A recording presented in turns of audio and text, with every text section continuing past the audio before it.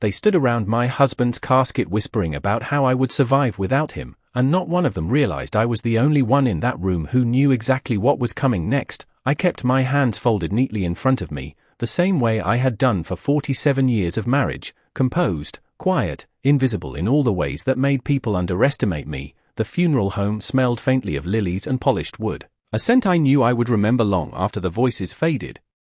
People approached me one by one offering condolences that sounded practiced, their eyes lingering just a second too long, not out of grief but calculation. I saw it clearly now, the way their expression shifted when they thought I was not looking, especially hers. Vanessa stood near the front row dressed in black that was too sharp, too deliberate, her hand resting lightly on Daniel's arm as if she were already anchoring herself to something that belonged to me. She leaned toward him once, her voice barely above a whisper, but I caught it. I always caught more than they thought. "She is going to need help managing everything," she said, and Daniel nodded without looking at me, not even once. I did not react. I simply lowered my gaze to the polished surface of the casket, tracing the reflection of my own face. Older now, yes, but not fragile, not lost, just quiet. People confuse silence with weakness. I have learned that over time, and I let them keep believing it because it makes things easier later. The pastor continued speaking, something about legacy and devotion, words that floated through the room without landing anywhere meaningful, because legacy was not what they were thinking about.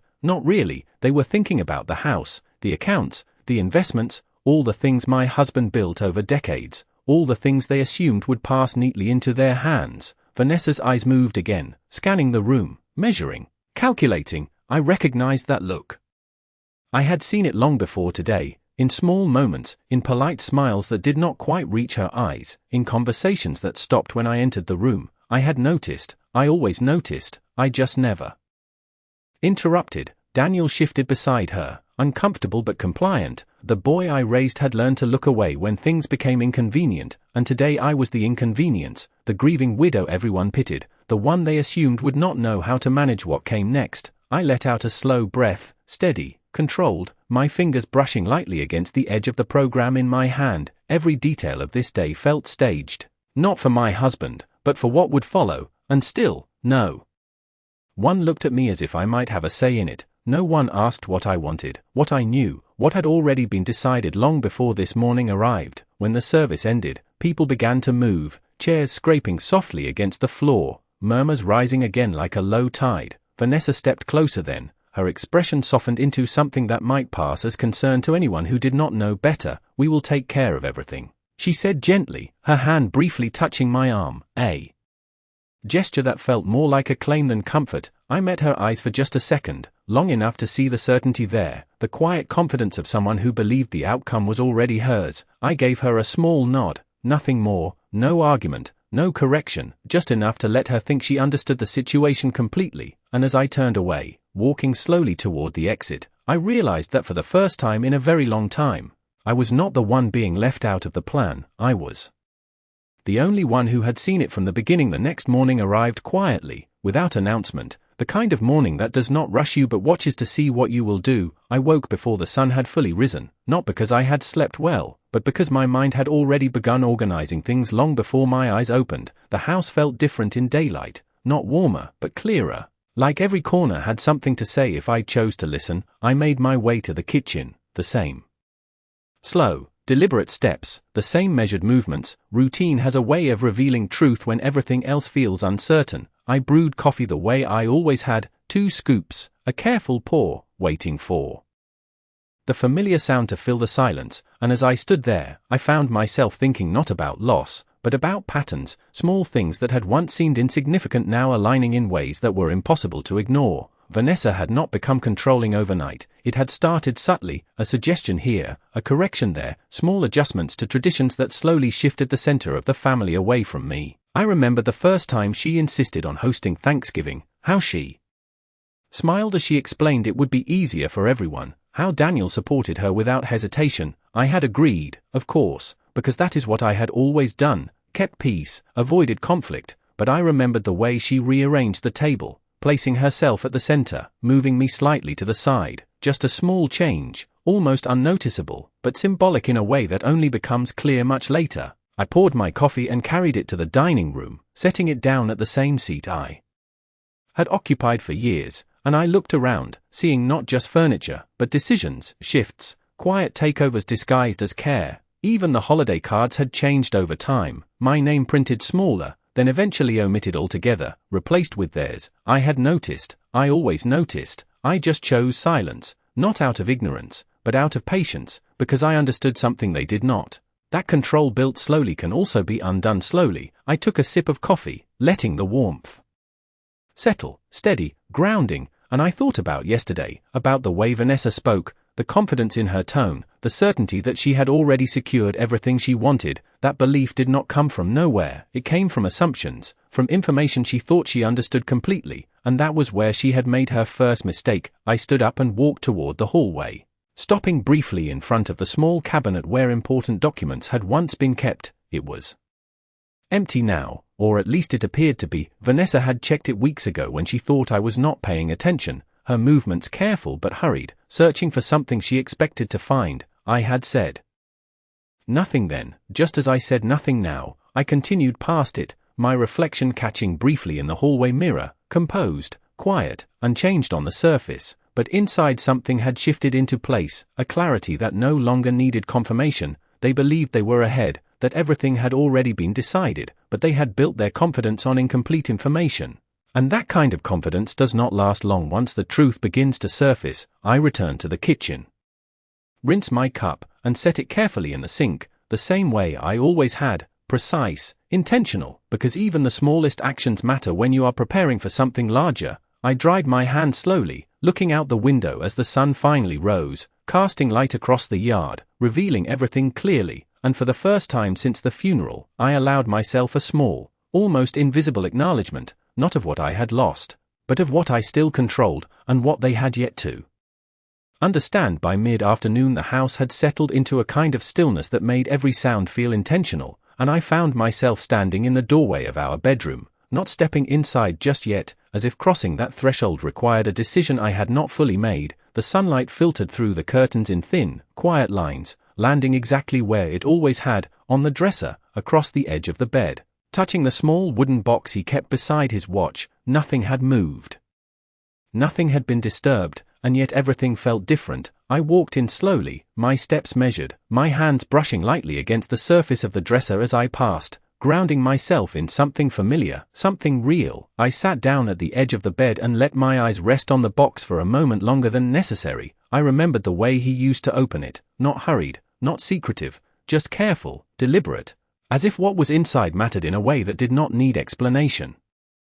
I reached for it now, lifting the lid gently, the hinges making the faintest sound. Inside were the same items I had seen 100 times before: his watch, a few folded papers, a pen he favored. Ordinary things, except today they did not feel ordinary. Today they felt like pieces of something unfinished. I picked up the papers, unfolding them slowly, not because I did not know what they were, but because I understood now that timing mattered, even in something as simple as reading. The lines of text were familiar, legal language, precise, intentional, and as I traced them with my eyes, I felt that same clarity returning, the same quiet certainty that had been building since yesterday. This was never something he left unplanned, not him, not after everything we had built together. I set the papers back exactly where I found them and closed the box, my fingers resting on the lid for a moment before I stood, because I did not need to read further to understand the shape of what had been arranged. I already knew enough. I stepped back into the hallway, the house still silent, but no longer empty in the same way.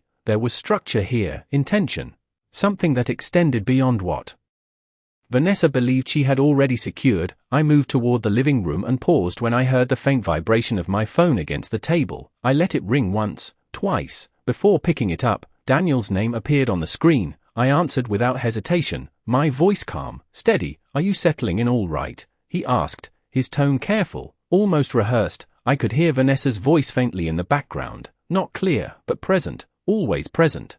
I leaned lightly against the table, considering the question, not for its meaning, but for what it revealed. They were checking, measuring, making sure everything was moving according to their expectations. "Everything is fine," I replied, simple, neutral, giving him exactly what he expected to hear. There was a pause, brief but noticeable, as if he had hoped for something more, something uncertain, something that would confirm his assumptions. "We will come by tomorrow," he added. And I could hear the decision behind the words. Not a visit, but a step, another move in a plan they believed was already unfolding. That would be fine, I said. Nothing more, nothing less. When the call ended, I set the phone down carefully, my reflection catching in the dark screen for just a second, composed, unchanged, exactly what they needed to see. I walked to the window and looked out across the yard, the light shifting as the afternoon moved forward, everything visible, everything clear. They thought tomorrow would be the beginning of something for them, a transition, a claim, but for me, it would simply be the moment when they finally stepped far enough to reveal exactly who they were. And once people reveal themselves completely, there is no need to question anything again. I heard the car before I saw them, the slow roll of tires against the driveway gravel, measured, deliberate, not rushed, as if they had already rehearsed this moment and were simply stepping into it now. I did not go to the door right away. I remained where I was in the living room, standing near the window, watching their reflection approach instead of turning to greet them. Vanessa stepped out first. Of course she did, her posture straight, her movements precise. She adjusted her coat before even looking at the house, as if preparing for an audience. Daniel followed a second later, quieter, less certain, his gaze lingering on the front door for just a moment too long. I noticed that hesitation, small but real. I always noticed those things. I waited until they reached the steps before I moved, opening the door just as Vanessa lifted her hand to knock, a small detail, but one that shifted the rhythm slightly in a way she did not expect. You are early, I said calmly, stepping aside to let them in. Vanessa smiled, polished, controlled. We did not want to leave you alone too long, she replied, her tone soft, almost careful, but there was something underneath it, something practiced. I nodded once, closing the door behind them, the sound quiet but final. They stepped inside and paused, both of them taking in the space as if seeing it differently now, not as a home, but as something to be evaluated, measured,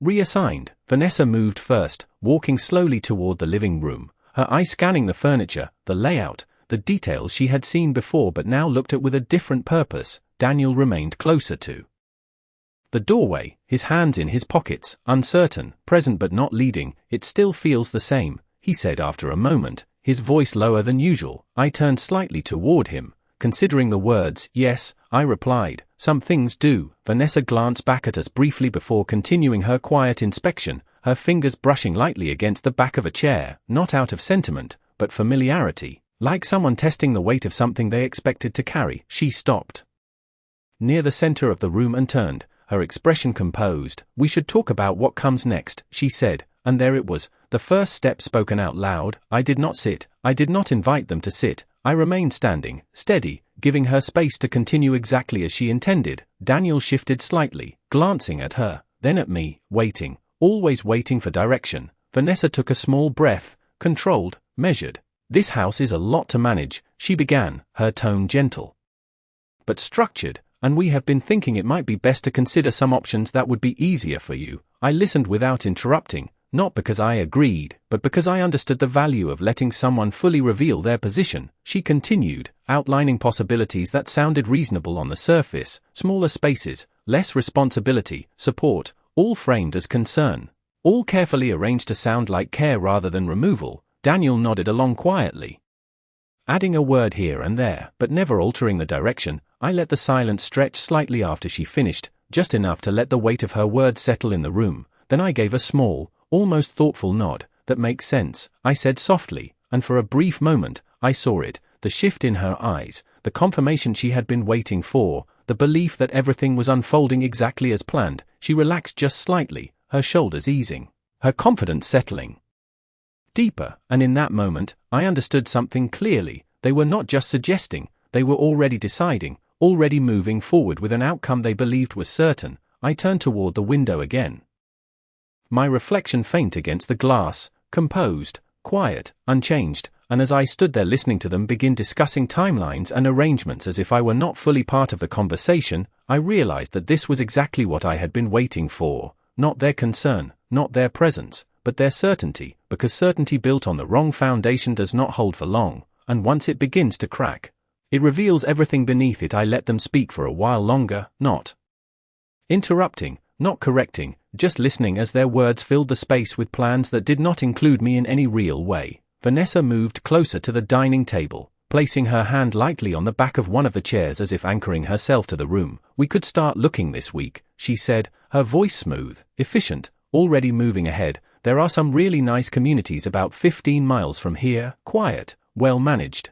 Everything taken care of." I turned slightly, watching her without expression, noticing how naturally she spoke about relocation as if she were discussing a simple errand. Daniel nodded again, slower this time. "It might be easier," he added, his tone softer but not uncertain enough to change anything. Easier. That word settled in the air for a moment. I repeated it silently, measuring it, understanding what it really meant. Easier for them, not for me. I walked toward the table then, my step steady, and placed my hand on the chair opposite hers, mirroring her position without comment. She noticed. I saw it in the brief pause before she continued. "We just want what is best for you," she said, and I almost smiled at how carefully she framed it. Concern wrapped around intention, kindness shaped into control. I nodded once, slowly, as if considering something important. "And the house?" I asked quietly, my voice even, giving her exactly what she had been waiting for. She did not hesitate, not even for a second. "Well, it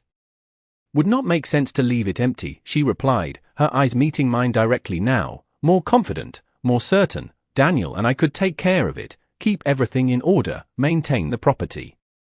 Daniel shifted slightly at that, but he did not disagree. He simply adjusted his stance, his silence filling in the space where resistance should have been. I held her gaze for a moment longer, then looked down briefly at the surface of the table, tracing a small, invisible line with my fingertips, a habit I had when I was thinking, not about what to say, but about what had already been revealed. She had said it clearly now, no longer implied, no longer hidden behind suggestions. They were not just planning my future, they were claiming mine. I straightened slightly, my posture unchanged, my expression calm. "That sounds like a lot of responsibility," I said, my tone neutral, almost reflective. She smiled then, a small, satisfied smile. "We can handle it," she answered, and there it was again, that certainty, that quiet belief that everything was already theirs. Daniel finally looked at me directly, searching for something. Approval, agreement, relief, I could not tell, but I gave him none of it, not because I needed to oppose him, but because I no longer needed to respond in ways he expected. I stepped back from the table, creating just enough distance to shift the energy in the room,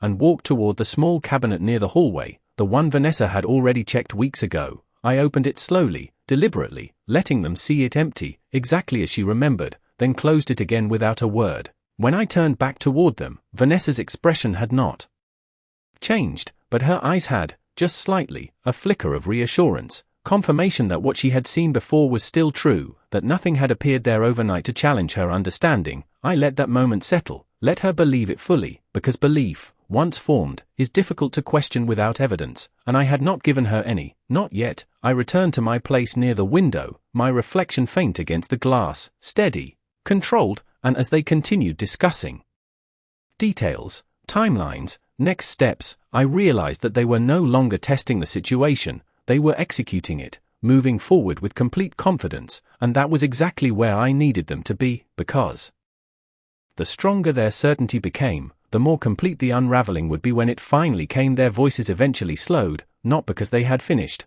but because they believed they had said enough. Vanessa glanced at Daniel as if confirming something unspoken, and then back at me with that same composed expression she had carried all afternoon. "We do not have to decide everything today," she said, though her tone suggested otherwise.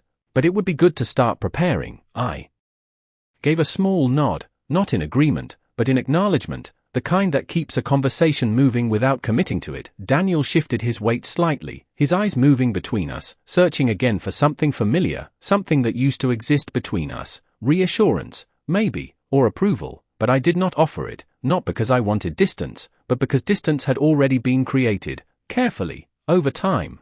And now it simply remained. "I will think about it," I said quietly, my voice even, and that seemed to satisfy them more than it should have. Vanessa's shoulders relaxed just enough to reveal her confidence. She believed she had reached the point where resistance would no longer appear, that everything from here would move forward smoothly, predictably. She stepped back from the table, smoothing the front of her coat, a small, habitual gesture that marked the end of her role in the conversation. Daniel followed her lead, as he always did, glancing once more around the room before moving toward the door. I walked with them, not out of obligation, but because I wanted to see how they carried themselves as they left, How certain they felt in the quiet after their words had settled. Vanessa reached the door first, placing her hand on the handle, then pausing just long enough to turn back. "We will call you tomorrow," she said, her tone soft again, almost kind, but there was no question in it, only expectation. I nodded once, opening the door before she could, the cool air from outside moving gently into the hallway. Daniel hesitated for just a second as he stepped past me, his eyes meeting mine briefly. There was something there, something uncertain. Something that had not fully aligned with Vanessa's certainty, but it passed quickly, replaced by the same quiet compliance I had seen all day. They walked to the car without looking back, their movement steady, confident, as if they had just completed something important, something successful. I remained at the doorway, watching them until the car disappeared at the end of the street, the sound fading into the distance, leaving the house silent once again. I closed the door slowly, the click of the lock deliberate, final, and for a moment I stood there without moving, letting the stillness settle around me, not heavy this time, but clear, structured. I turned and walked back into the living room, my steps measured, the same pace I had kept since yesterday, but now there was something different in it, not hesitation, not uncertainty, but direction. I moved to the small desk near the window and opened the drawer, reaching past the items they had already seen, past the spaces they believed were empty, to the hidden compartment they had never discovered, my fingers finding it easily, as they always had. I pressed gently and felt the latch release, a soft, familiar click. Inside were the documents they had never considered, the ones they had never asked about, the ones that changed everything. I did not take them out right away, I simply looked at them for a moment, understanding the weight of what they represented. Not just in value, but in control, in truth, in timing. I closed the compartment carefully, leaving everything exactly where it belonged, because it was not time yet. Timing had always mattered, more than action, more than reaction. I stepped back from the desk and looked around the room, the same furniture, the same light, the same quiet, but now it felt different, not because anything had changed, but because everything had been revealed, not to them, not yet, but to me, completely. And once you understand the full shape of something, there is no urgency left, only patience. And patience is something I have learned to use very well. The next day unfolded exactly as I expected, not with urgency, but with quiet momentum, the kind that builds when people believe they are in control. I woke early again, not out of restlessness, but out of readiness. There is a difference between the two that becomes clear when you stop reacting and start observing. I moved through the house with the same steady rhythm, making coffee, opening the curtains, letting the morning light settle into each room. Nothing rushed, nothing forced, because there was no need to hurry when the outcome was already taking shape. I had not heard from them yet, but I knew I would. Vanessa was not the kind of person who left things unfinished. She would follow through, she always did, and sure enough, just after 9 in the morning, the phone rang, her name appearing on the screen this time, not Daniel's. I answered on the second ring, not too quickly, not too slow. "Good morning," she said, her tone warm, almost cheerful, a contrast to the careful precision of yesterday. "I was thinking we could come by later, bring some information. Maybe start organizing a few things." I leaned lightly against the kitchen counter, listening not just to her words, but to the confidence behind them, the assumption that I would agree, that I would follow. "That sounds fine," I replied, my voice even, giving her exactly what she expected. Once again, there was a brief pause, almost imperceptible, as if she had anticipated more resistance, or perhaps more emotion, but I offered neither. "We will be there around 2, she said.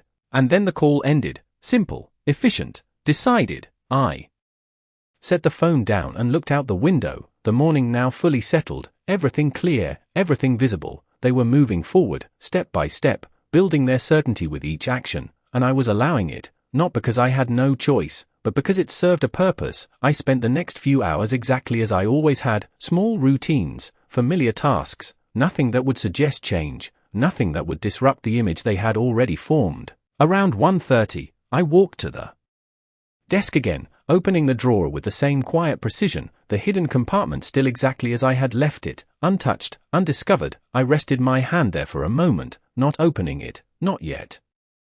Because timing, once again, mattered more than action. I closed the drawer and returned to the living room just as I heard the car approach, the same measured sound, the same controlled arrival. This time they entered without hesitation, Vanessa carrying a folder in her hand, organized, prepared, Daniel following just behind her, quieter, still watching, still measuring in his own way. "We brought some options," she said.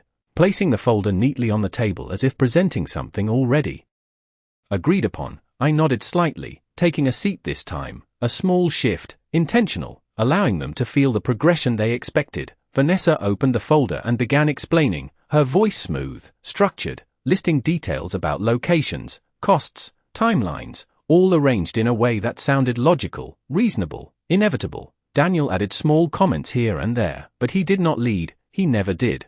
I listened without interruption, my hands resting calmly in my lap, my expression unchanged, letting every word settle, letting every assumption grow stronger. When she finished, she looked at me expectantly, waiting for confirmation, for agreement, for the final step that would move everything forward exactly as she had planned. I let a brief silence form, just long enough to feel deliberate, then I reached forward, placing my hand gently on the folder, not opening it, not reviewing it, just acknowledging it.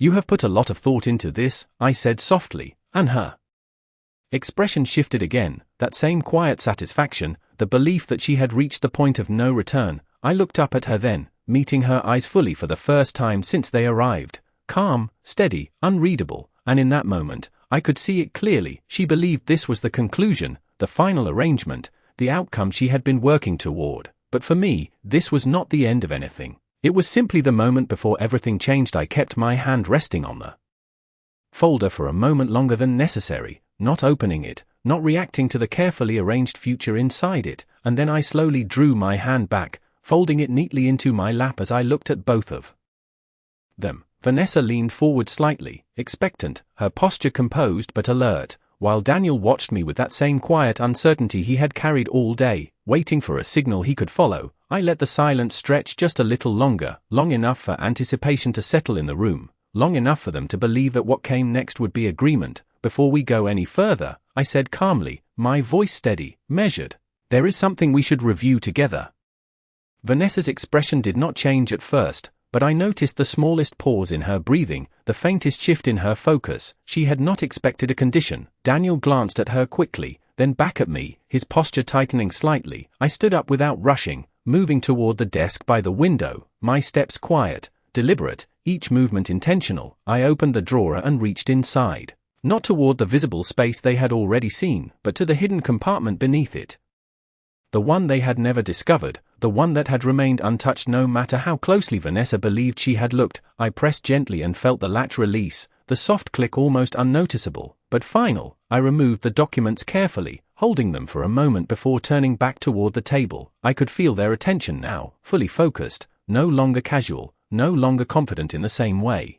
I walked back and placed the documents in front of them, not sliding them across, not presenting them dramatically, just setting them down with quiet precision. Vanessa's eyes moved immediately to the pages, scanning the format, the signatures, the structure she recognized but had never seen in this context. Daniel leaned in slightly, his brow tightening as he tried to understand what he was looking at. I did not speak right away. I let them read, let the silence do its work. Because silence has a way of making truth feel heavier, more real, more undeniable. Vanessa turned the first page, then the second, her expression shifting slowly, not dramatically, but enough, the certainty in her posture beginning to loosen, just slightly. Daniel's eyes moved more quickly, searching, trying to connect pieces that did not align with what he had been told, what he had assumed. I watched them both, not with satisfaction, not with anger, but with clarity. This was not about proving anything, it was about revealing what had always been there, what had simply been ignored. After a moment,